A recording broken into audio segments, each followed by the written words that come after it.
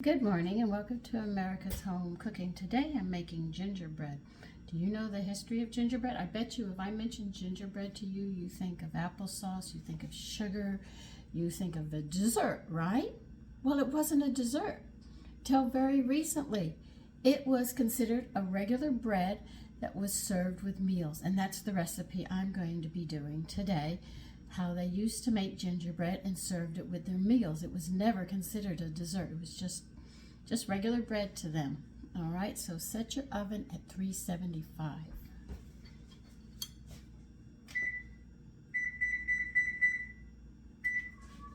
Now the recipe does not say to grease or not grease. I'm greasing because I've made gingerbread before, so I know to grease the pan. It's going to be a 9 by 9. Make sure it's 2 inches thick. Well, the depth of 2 inches.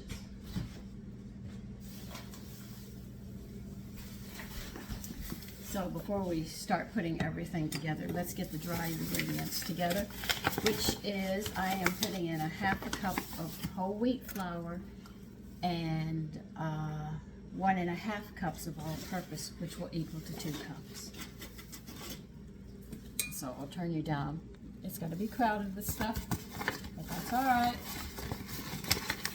I'll just make as much room as I can.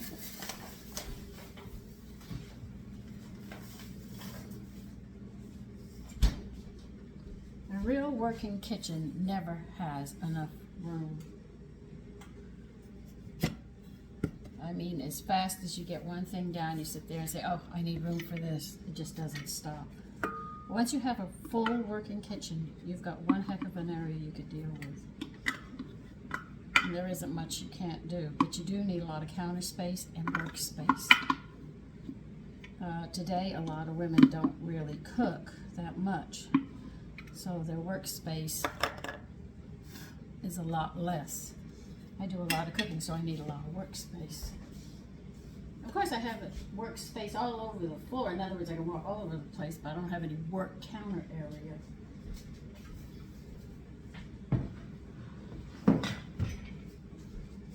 So I deal with it. All right.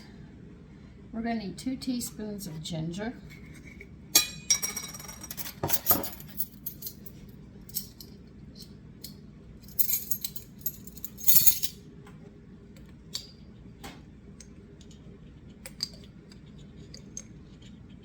So this is going to have a strong ginger flavor.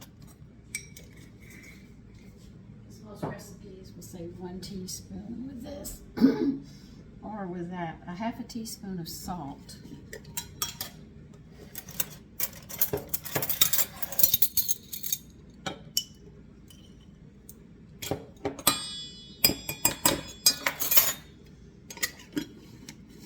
One teaspoon of baking soda.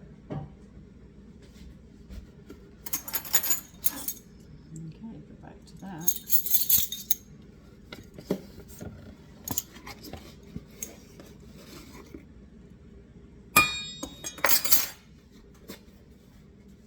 So see, there is a history with food. You just learned about ginger. And that it was served as a bread, not as a dessert. This is where we learn so much. Mix this, okay.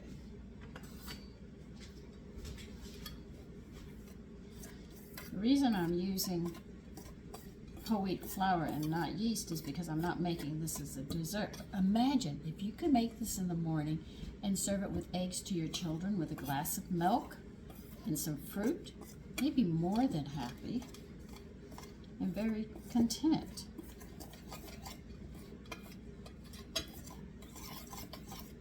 Of course, they're going to brag and said, Mama made us dessert for breakfast, but you really didn't, but you made a bread for them, and one that's easy to make. Put this on the side right now because we have to deal with this now.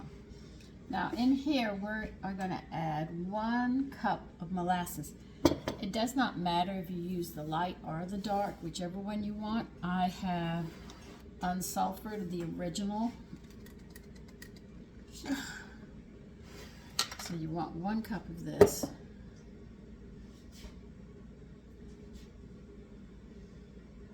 So at least you know nothing else. Your children will definitely be getting their iron. Now most babies that are born are iron deficient. You know how I prevented it? I took a tablespoon of blackstrap molasses in the morning, and I took a tablespoon, and in the evening. I took 2 tablespoons every day while I was pregnant. The doctor was arguing with me, your child's going to be low in iron, da-da-da-da-da-da. And I said, he is not. And my husband was watching him and I go back and forth at the pediatrics. And Tony said, draw the bloods and we'll see. Their iron was way up. No problem. But I tell you, at the end of the pregnancy, I did not want to see molasses for a while after having 2 tablespoons every day, 1 in the morning and 1 in the evening. Okay, now you are going to put a half a cup of water to boil. You want it to boil because we're going to mix this. So bring a half a cup of water to boil, and we'll get this going. And we need 5 tablespoons of butter.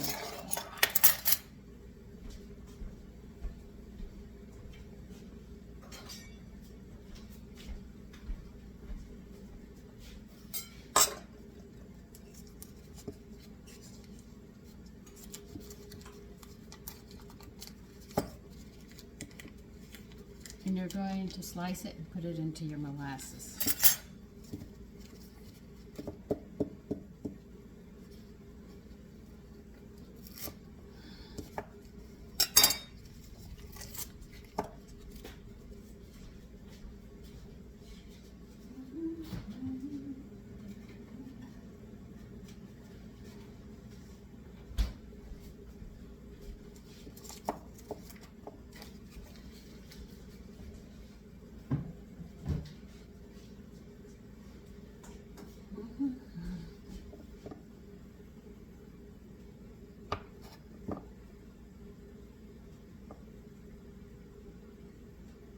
My butter's frozen. I'm cutting it in smaller pieces. I wonder if I could put it in with the water. Let me see. Mine's frozen. You have to understand that.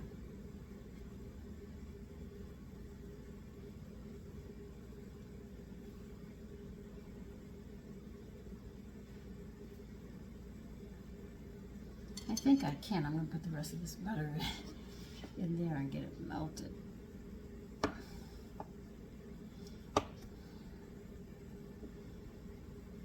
I know you're not supposed to do this on the counter. So you don't have to say anything. Yeah, I know, and I did it anyway.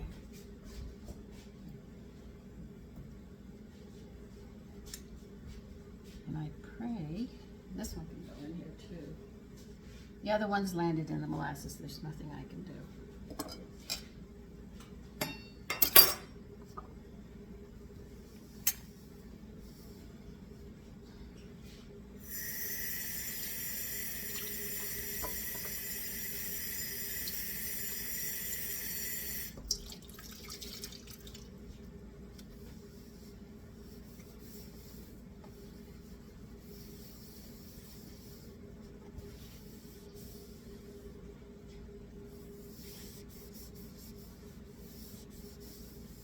And if this would even be nice, you know, when they come in, they want something to eat and they think it's really going to be sweet, like a dessert, and it's not. They don't have to know.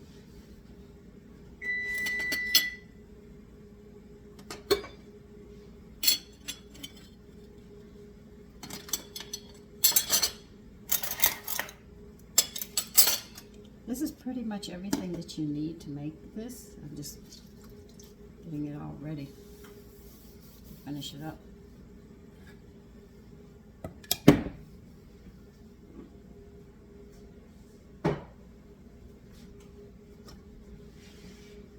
Okay, as soon as that boils, we're going to put it together.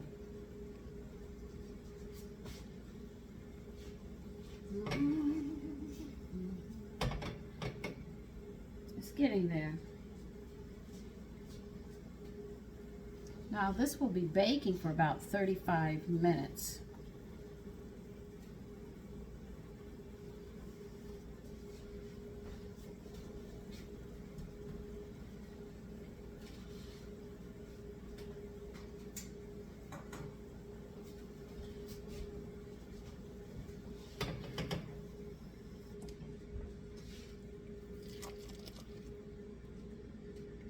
Now you're putting that boiling water with the milk. Boiling water with the molasses. We're going to stir this until the butter melts, or at least gets smaller than what it is.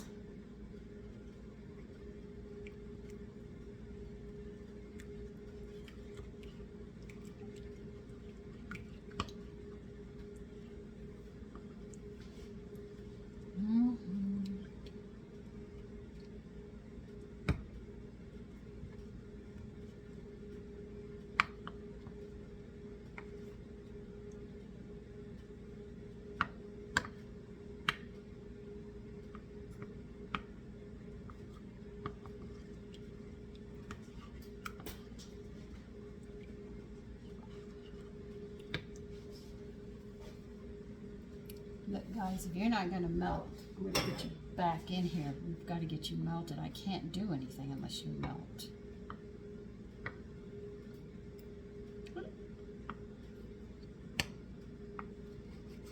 You don't have to do this.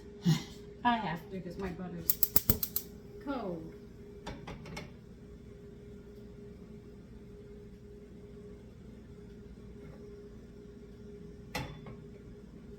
I'm just melting the butter that won't melt, and then we'll get this together.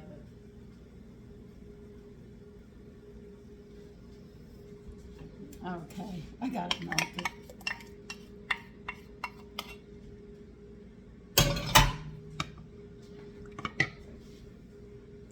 Now the other thing they want you to do is to stir in the flour mixture. But they're very careful. They say don't over mix it or beat it. I want you just to stir it in. So we're adding this, and we're going to stir this in just till moistened.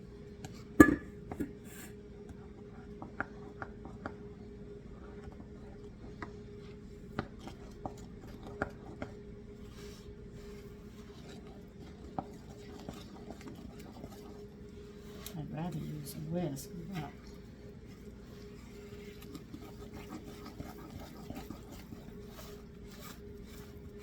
so now you know this was never a dessert.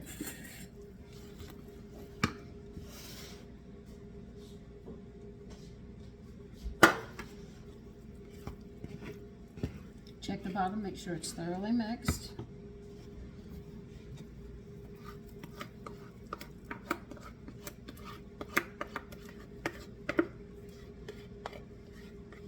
Now, I don't know how this would go with other meats, but I know for breakfast it would be a treat with eggs and bacon.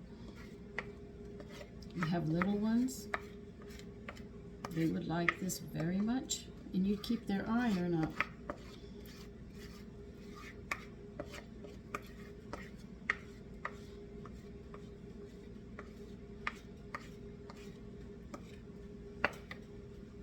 Okay, I'm going to do what my girlfriend said. She said, Sandy, you have to use these rubber spatulas. They are great. They are better than a spoon. They clean everything out. And that's what she told me.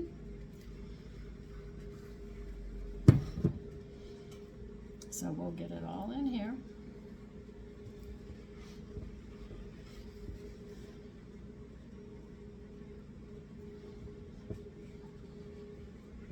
She was the one who bought these for me. I never thought of using them. I always used a spoon. And when we get together, we share ideas. Believe you me, if we're not sharing recipes, we're sharing ideas in the kitchen. This is where women learned a lot. But as you can see, it cleans it out much better.